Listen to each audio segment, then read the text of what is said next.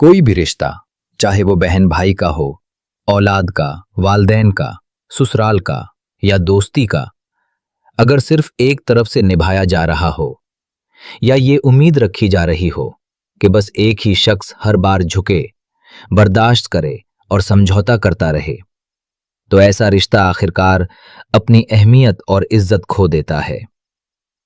अगर आप सिर्फ लेने पर यकीन रखते हों, चाहे वो इज्जत हो, दौलत हो या कोई फायदा, और देने को जरूरी ना समझें, तो याद रखिए कि बहुत जल्द आप रिश्ते के साथ साथ अपनी इज्जत भी खो बैठते हैं। बेशक हर खानदान में कुछ ऐसे लोग होते हैं जो कुछ अरसे तक ये सोचकर खामोश रहते हैं कि कोई बात नहीं, मैं ही झुक जाता हूं, रिश्ता बचा लेता हूं। मगर ये रवैया ज्यादा देर कायम नहीं रहता। इंसानी नफ्सियात यही है कि जब किसी एक के झुकने को आदत बना लिया जाए, तो सामने वाला उसकी कुर्बानी की कद्र नहीं करता, बल्कि उसे अपना हक समझने लगता है।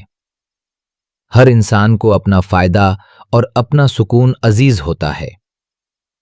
जब कोई ये महसूस करने लगे कि वो सिर्फ दे रहा है और बदले में उसे ना इज्जत मिल रही है, ना अहमियत, ना सुकून, तो दिल में थकन, खामोश शिकवा और फिर दूरी जन्म लेती है।